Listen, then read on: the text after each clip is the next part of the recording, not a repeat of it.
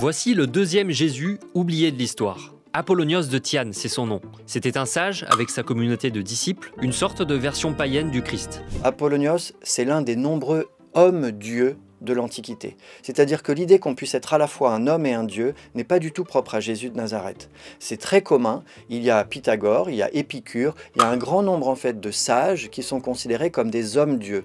Pourquoi? Parce qu'ils ont accompli la perfection de la sagesse humaine.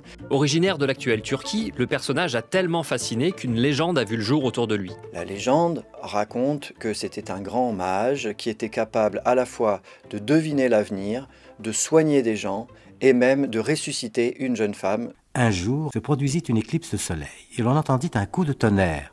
Alors Apollonius leva les yeux au ciel et dit « Il se passera quelque chose de grand et cela ne se passera point ». Les assistants furent dans l'incapacité de comprendre le sens de ces paroles. Mais le troisième jour après l'éclipse, pendant que Néron était à table, un éclair frappa cette table et brisa la coupe qui se trouvait dans ses mains et non loin de sa bouche.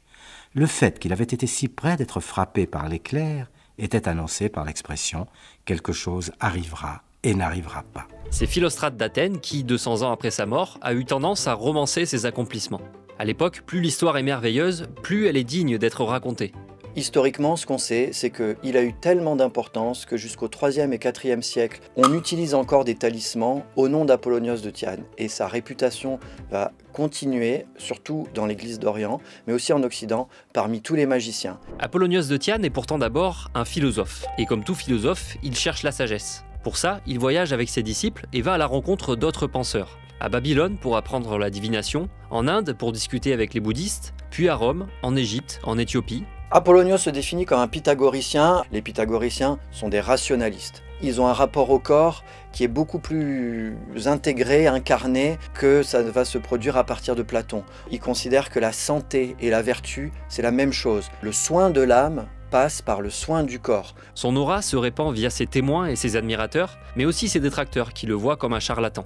Diffuser sa parole est un aspect central chez le philosophe adepte d'une pensée tournée vers le collectif. Il ne s'agit pas pour lui d'acquérir la sagesse pour s'accomplir individuellement ou pour obtenir le bonheur, le bien-être ou je ne sais quoi. En fait, les pythagoriciens sont impliqués en politique parce que leur conception de la sagesse, c'est celle d'une sagesse partagée. Apollonios meurt à la fin du 1er siècle, volontairement isolé. Son nom se retrouve après sa mort au centre d'une rivalité entre chrétiens et païens. Au 4e siècle, à une époque où les chrétiens gagnent en influence, il va y avoir une sorte de contre-attaque pour essayer de diminuer l'influence des chrétiens en disant « Pourquoi est-ce que vous vous attachez tellement à Jésus de Nazareth qui est anti-païen alors qu'on a un prophète païen ?»